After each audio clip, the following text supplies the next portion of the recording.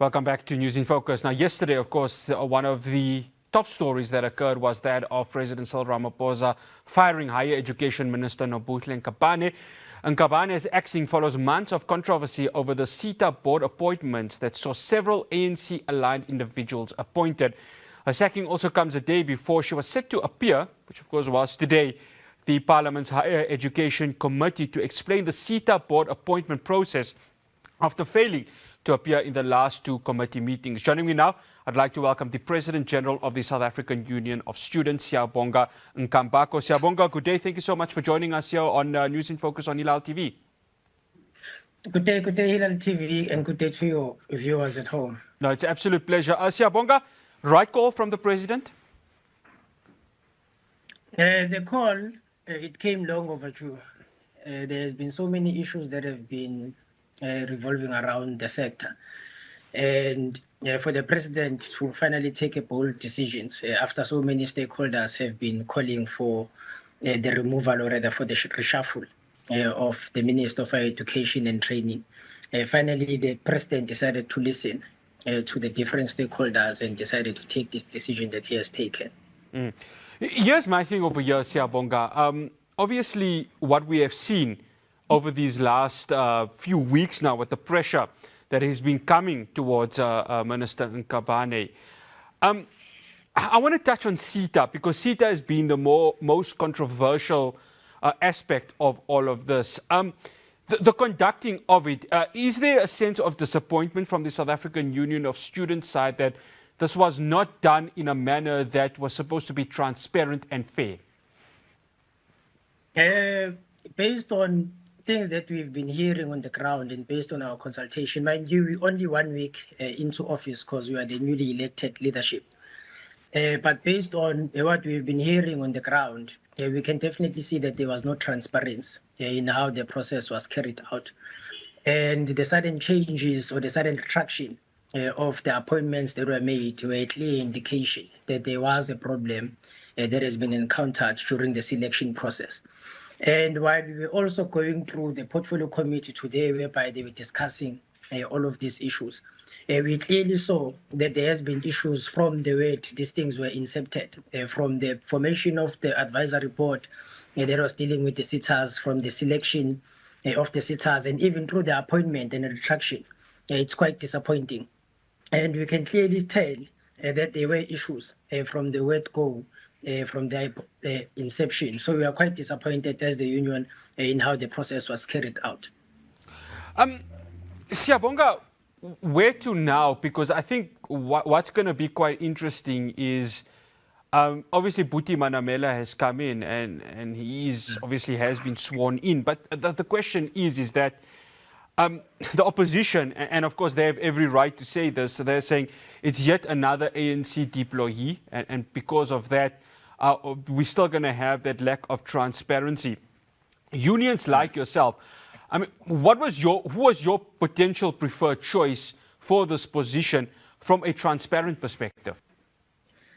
You know, coming from the union, we needed someone who has knowledge of the sector.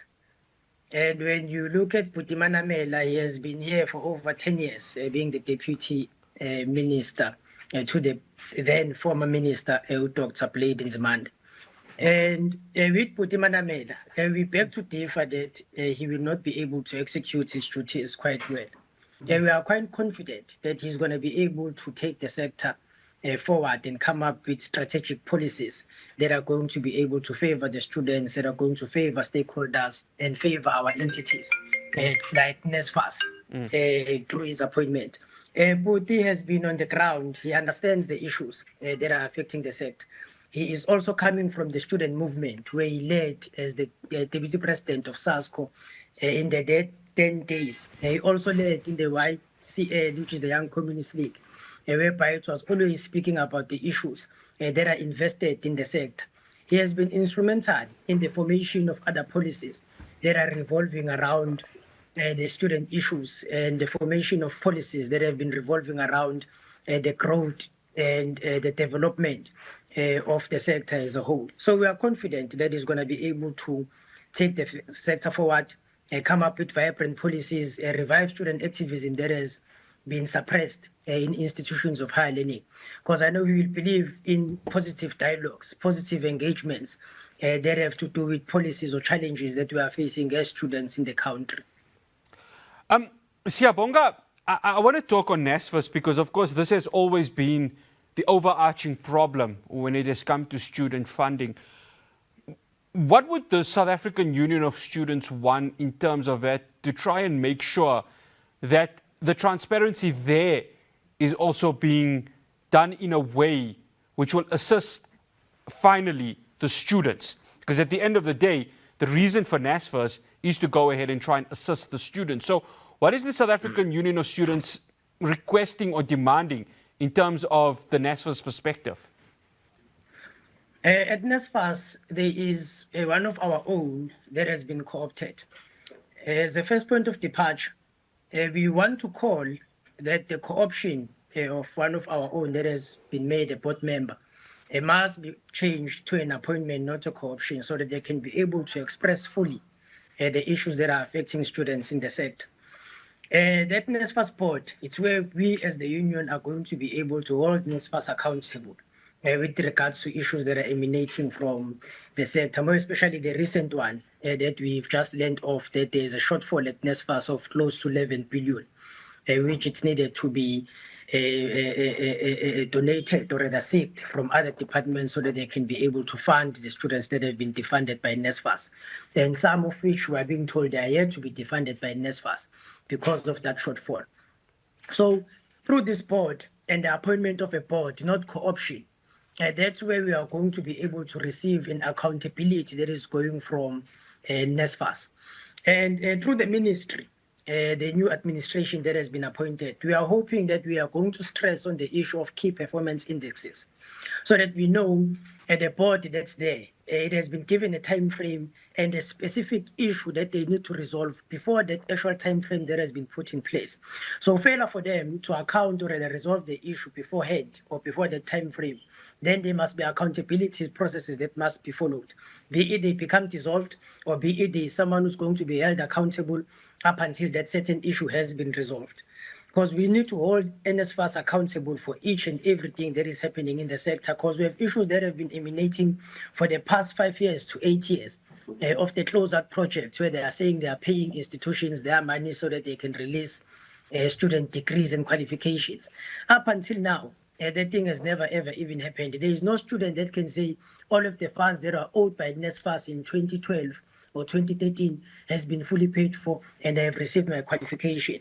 But because there is no one taking accountability, that thing it's not happening. There is no one that we are holding accountable for that closeout project.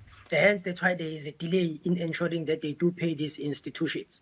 And you find there is someone who's busy paying students directly into their accounts instead of paying institutions and accommodation providers their monies, but they pay students directly into their accounts. All of those things, how are they happening? Whereas we have staff that is accountable, staff that is transparent, staff that knows their duties or their work. We are not supposed to be experiencing all of those issues, but because there is no one that is being held accountable, we are experiencing all of those issues. So we are hoping that there will be a turnaround now that the new minister has been appointed and there is a new administration to hold NSFAS accountable for each and every issue that has been encountered or reported on by students or reported on by the society at large. Siyabonga, one final question, and we got just 2 minutes. What is the immediate issue that Minister Manamela needs to sort out to try and make sure that this department, which has been plagued for quite some time, gets resolved as soon as possible?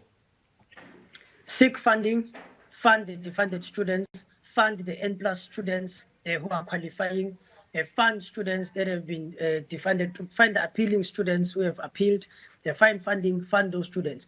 Close the closeout project, pay institutions monies that are due to them so that degrees can be released to students. Implement that students be given qualifications and sign acknowledgement of debts so that they can go and apply for jobs.